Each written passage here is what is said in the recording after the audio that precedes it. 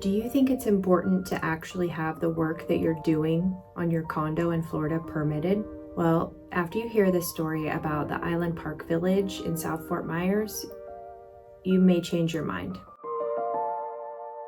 This is an interesting case study to look at because sometimes people don't take it seriously that you really do need licensed and insured Florida companies doing your work for you with permits. It's so important, and this is a good study to show the impacts of that. So this community was devastated by Hurricane Ian and the flooding, and they had vendors come in and do work after the hurricane, and it wasn't done properly. Permits weren't pulled, and now the community is entangled in lawsuits. There's shoddy work, there's crazy financial distress as a result of it, and there are a lot of people who are left holding the bag, unable to sell their property because it's not marketable since the work wasn't permitted. It used to be a really cute community where, 55 and older, they have social gatherings and activities, and it was a lively place, but now it is just a ghost town.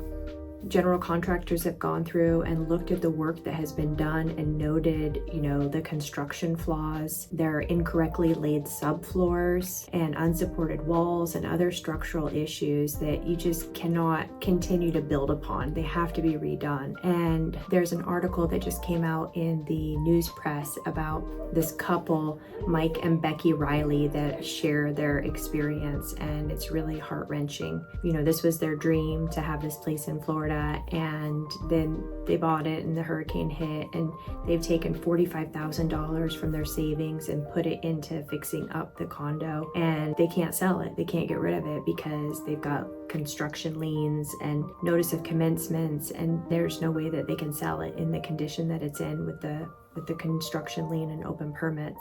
So apparently all of the work that was done in this Park Village Section 3 was done without permits, and apparently the primary contractor applied for the permits, but they were never paid for, and the homeowners are now responsible.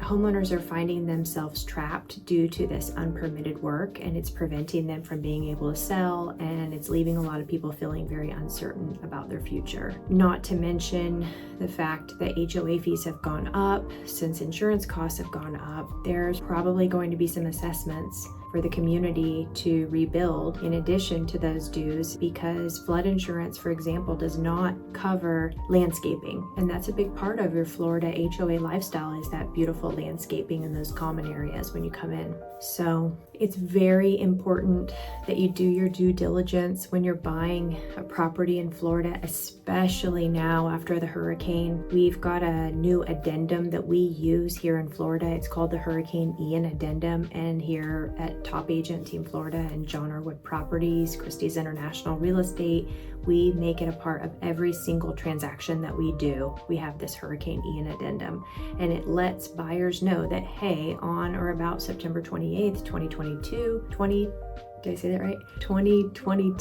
there was a hurricane that made landfall called Ian, and that you should be aware of this, and that the seller should disclose anything that they know that caused a problem. But sometimes problems are not always evident right away, and so they can come out later. So we incorporated that, and we're continuing to use it and continuing to advise buyers to consult with the correct professionals if they feel that they need that kind of advice. But we are very comfortable at this stage being able to walk into property and say, hey, look at this, look at this, look at this, and guide you through that process and have a very precise eye on what to look for, and also to point you to home inspectors that can see beyond, and having paperwork for proper remediation is so critical. Guys, you don't want to have anything shoddy, so it's really important that you work with a trusted real estate advisor who can guide you through this process properly. You don't want to make a mistake with buying a piece of real estate that is hiding something. My heart goes out to the residents of Island Park Village. This is a great area in South Fort Myers, between Fort Myers and Estero. It's a very popular area, and they will rebuild and they will be better than ever. But in the meantime, it's going to be an excruciating battle for them to get through.